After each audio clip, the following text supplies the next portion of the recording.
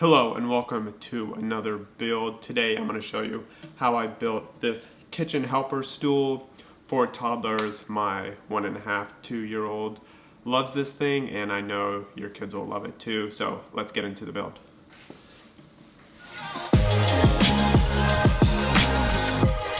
Hello there. Gotta move my stuff. I just recently opened this new drill. You can go check out that video if you want the review on it. This stool is meant for little buddy to just stand and be able to see over the countertop and interact with it. He likes to stand on the stools currently, which is, it's not the safest, but we let him do it because, that's just how you gotta learn sometimes. So here are the plans for them. This stool is going to be 34 inches high, which is similar to your countertop height. Could be 36 inches, but then it's going to be 18 inches for the step on the bottom, 18 on the top. Just a note, the side that we're looking at now, the left side, that's where your kid is going to step into. So the back side will face the countertop. Continuing on where your toddler will stand, it's 10.75 inches by 21 inches. So the other braces that are smaller are 10.75 inches, and then the other ones are 14 inches. The last thing is the top of the step is 7.5 inches off the floor, and the top of the platform is 16 inches off the floor. Cool. And if you like builds like this, if you like this video, after you watch it, hit the like and hit the subscribe. Follow me for more DIY wood building, beginner woodworking content, and I will see you around. Alrighty, let's jump into the build.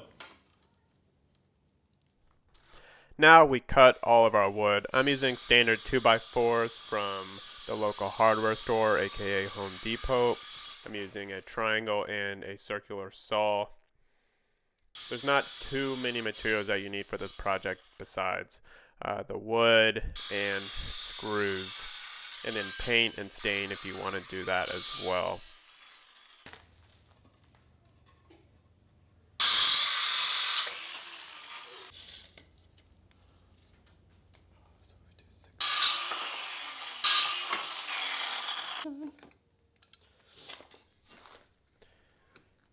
You don't have to use a whole jig on this project, but it does make things easier and sturdier. So if you're going to do more woodworking projects, you might as well just invest in the Krig whole rig and use it for all your projects. I use it enough for it to be a great investment.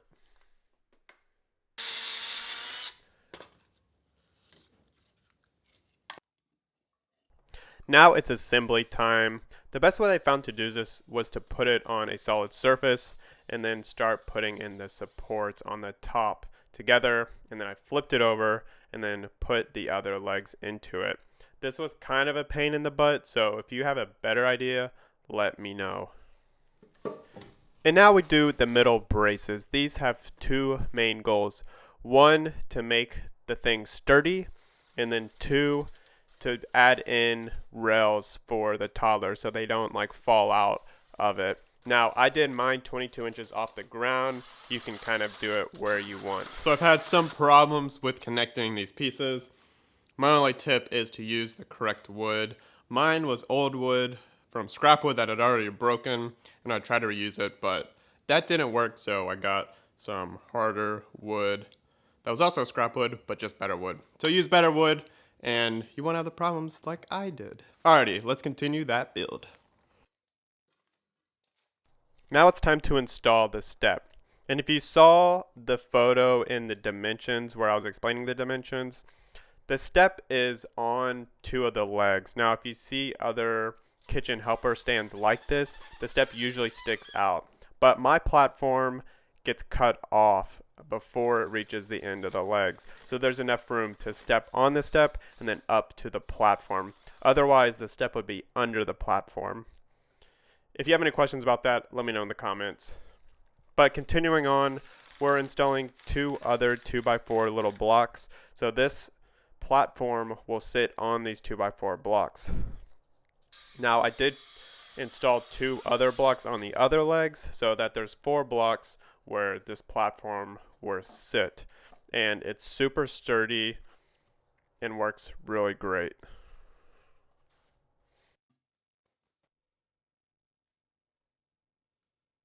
So that is the current state of the stool, high chair, toddler thing, and now I gotta paint it. So let's paint it.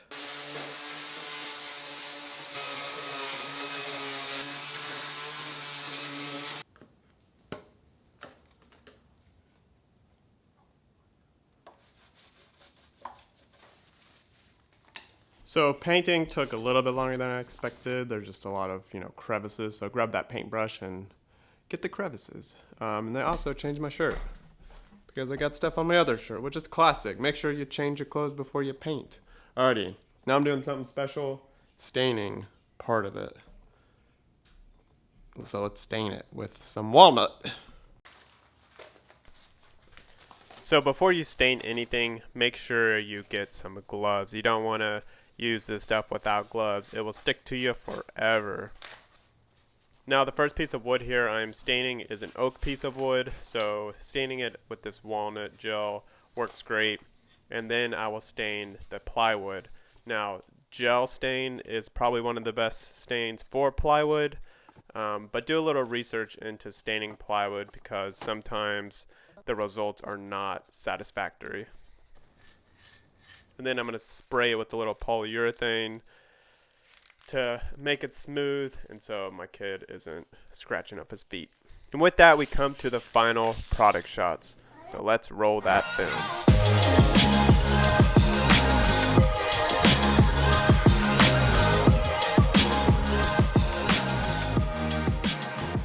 And probably more importantly, here are some shots of Buddy on it. Now this is the first time he was on it. We put him up there and he fits perfectly. His chest sits over the table. He has enough leg room, enough arm room, and he's great.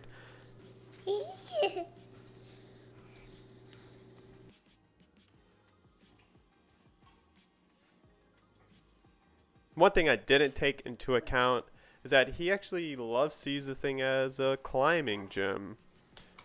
He can get up and down it super easily, but he'll also step on the support and try to climb on things like you see him doing here. You weren't supposed to do that one. Hey, what are you doing up here?